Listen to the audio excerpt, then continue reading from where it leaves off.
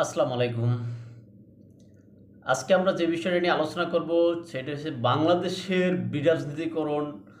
বর্তমান প্রেক্ষাপটে বিশেষ করে ৫ই আগস্টে আওয়ামী লীগ সরকার পতনের পর বাংলাদেশের যেই ধারাবাহিকতা তাতে দেখা যাচ্ছে যে আসলে একটা বিশেষ মহল তারা চাইতেছে যাতে বাংলাদেশের যে রাজনৈতিক ব্যক্তিবর্গগণ আছেন তারা যাতে রাজনীতিতে ফিরে আসতে না পারেন।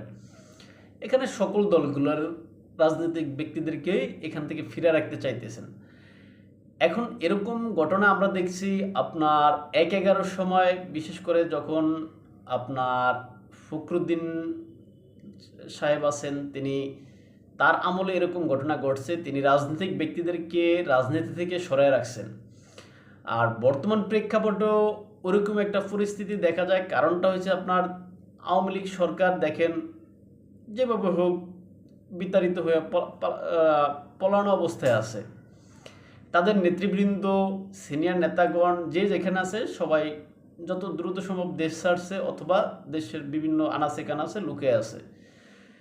আওয়ামী লীগের যে সমস্ত ছোটো মোটো পাতি নেতা বলেন বা ওই কোয়ালিটির ইউনিয়ন পর্যায়ের নেতা বলে আছেন সবাই আত্মগোপনে আছেন।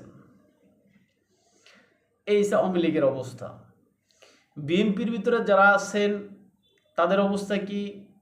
অনেকেই ভালোভাবে মনে করেন রাজনীতিতে সুযোগ পাচ্ছেন না। অনেককে বিভিন্নভাবে হ্যায় প্রতিপন্ন করা হচ্ছে, বিভিন্ন সমস্যা আছে বিএনপি। নিজেদের ভিতরে বাজাবাজি আছে এই অবস্থা।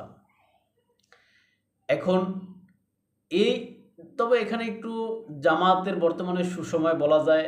এখানে জামাতের প্রসঙ্গটা আমরা বাদই রাখতে চেষ্টা করি কেননা জামাতের এই বাংলাদেশ প্রসঙ্গে জামাতের বিতর্কিত বিষয় আছে। আর আমরা যতই আসলে রাজনৈতিক সরকারগুলোকে নিন্দা করি বা তারা দুর্নীতির আখড়া বলি যতই যা বলি আসলে রাজনৈতিক সরকারগুলো না থাকলে এখানে দেশের সামগ্রিক উন্নয়ন হয় না। কেননা এই যে স্বাধীনতার প্রায় ৫৪-৫৫ বছরে বাংলাদেশের যতটুকু উন্নয়ন হয়েছে এটা রাজনৈতিক সরকারগুলোর কারণে, হোক বিএনপি হোক আওয়ামী লীগ হোক জাতীয় পার্টি। এখন এই রাজনৈতিক সরকারগুলো থাকলে দেশের মঙ্গল হয়, দেশের স্থিতিশীল অবস্থায় থাকে। যদিও এদের ভিতরে হানাহানি কাটাকাটি মারামারি ইত্যাদি থাকে কিন্তু তারপরে রাজনৈতিক সরকারগুলো থাকা দেশের জন্য মঙ্গলকর।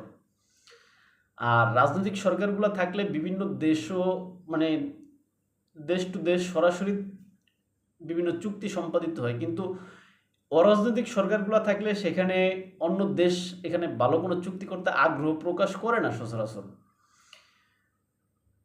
আমরা যদি ফখরুদ্দিন সরকারের যেই ৩ বছর বা ৪ বছর ওইটা দেখি কতটুকু উন্নয়ন করে গেছে দেশের, একটা ইট ইট কোনো জায়গায় গাঁথতে নেয় ফখরুদ্দিন সরকার। কিন্তু তার পরবর্তী যে সরকার আসছিল বিশেষ করে আওয়ামী লীগ, তার আইসা মানে আওয়ামী লীগের যে বড় বড় কাজ আমরা সেটা দেখছি, পদ্মা সেতু বলেন, মেট্রো রেল বলেন, আবার ওই যে কর্ণফুলীর টানেল বলেন, এরকম অসংখ্য কাজ করে গেছে তারা। বিএনপির আমলও তারা যতই মানে খারাপ করো তারপরেও তারাও কিন্তু অনেক উন্নয়নমূলক কাজ করছে। এখন এই যে রাজনৈতিক সরকারগুলো থাকলে দেশের উন্নয়ন।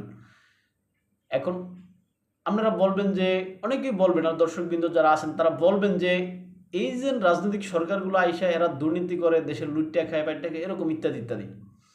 এখন আপনাদের উদ্দেশ্যে আমার এটুকু কথা যে আমরা তো এই যে পরিবর্তনের কথা বইলা এই যে ৫ই আগস্টে আওয়ামী লীগ সরকার পতন হইল। এখন এই আওয়ামী লীগ সরকার পতন হওয়ার পর আমাদের ছাত্র ভাইদের ভিতর থেকে যেই যারা নেতৃত্ব পর্যায়ে আসছেন তাদের দিকে তাকান তো, তারা তো পরিবর্তনের কথা বইলা আসছে।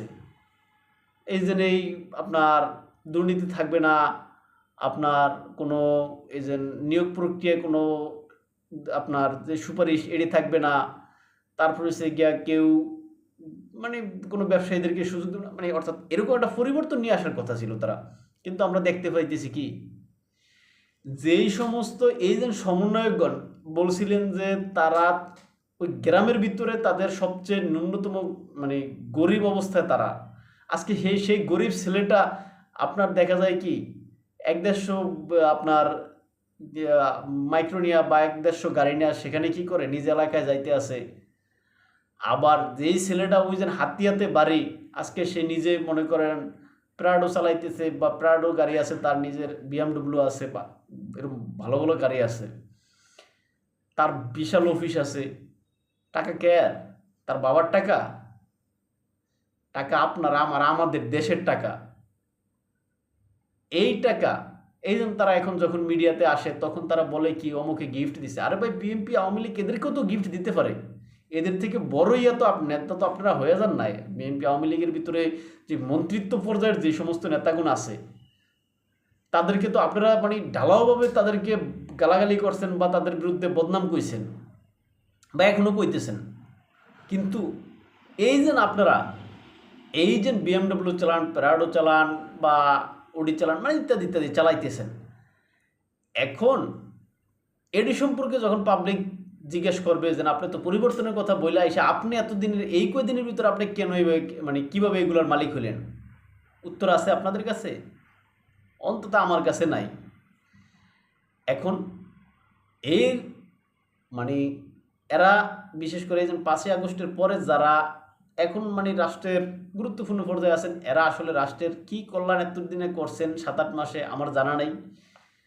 তো যদি আপনাদের জানা থাকে যে এই কল্যাণটা করছেন তাহলে আপনারা কমেন্ট বক্সে লিখেন।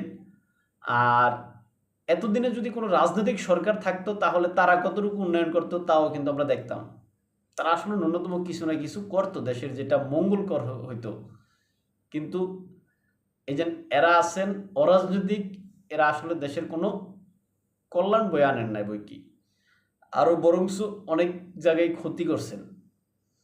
যে সমস্ত উন্নয়নমূলক কাজগুলো চলমান ছিল ওগুলো বন্ধ হয়ে যাইতেছে। হোক, এখানে ডক্টর মোহাম্মদ ইউনূস ধরে নেই তিনি একজন ভালো মানুষ। এখন তিনি দ্রুত একটা নির্বাচন দিয়ে রাজনৈতিক মানে ব্যক্তিবর্গ যারা আছে তাদের কাছে ক্ষমতা হস্তান্তর করুক। এখন তিনি যদি ওই সুযোগটা নেন যে শেখ হাসিনার দেশে নাই, শেখ হাসিনার ছেলে দেশে নাই, আওয়ামী লীগের সিনিয়র নেতারা দেশে নাই, বিএনপির তারেক মানে চেয়ারপারসন জনাব বিএনপির আপনার মানে নেত্রী বেগম খালেদা জিয়া দেশে নাই, তারপরে সে যা আপনার বিএনপির চেয়ারম্যান জনাব তারেক রহমান তিনি দেশে নাই, তাদের নেতারা নিজেদের ভিতরে মতনৈক্য আছে, কেউ চাইতেছে মির্জা ফখরুল ইসলাম আলমগীর মানে আপনার মহাসচিব থাকুক, কেউ চাইতেছে আরেকজন থাকুক সালাউদ্দিন সাহেব। এখন এইভাবে যদি তাদের ভিতরে মতানৈক্যের বজায় রেখে কেউ যদি চাইতেছে যে অরাজনৈতিক সরকারগুলো দেশ চালাইবে, এটা আসলে তারা বোকার স্বর্গে বাস করে। কেননা যদিও একটা মহল চাইতেছে কিন্তু তাদের এই চাওয়াটা সফল হবে না। এখানে আজ হোক কাল হোক রাজনৈতিক সরকারগুলোই ক্ষমতায় আসবে, তারাই দেশ চালাইবে, তারাই দেশের উন্নয়ন করবে। যদিও কম করুক বেশি করুক, আমরা দেখতে তো পাইতেছি মানে রাজনৈতিক সরকারগুলো আসলে কাজ করে, কাজের মধ্য থেকেও তারা আপনার দুর্নীতি করে। এখন বর্তমানে যারা আছেন তারা তো ফেরেস্তা হয়েও তো তাদের এই বিশাল বাড়ি গাড়ি মানে আমরা তো দেখতেছি। তাই সেই ক্ষেত্রে দেশের তো উন্নয়ন হচ্ছে না। এখন রাজনৈতিক সরকারগুলো আইসা তারা দুর্নীতি করেও যদি থাকে তাও দেশের উন্নয়ন করুক, দেশের ভালো হোক, এটাই আমরা চাই। ভালো থাকবেন সবাই। আসসালামু আলাইকুম।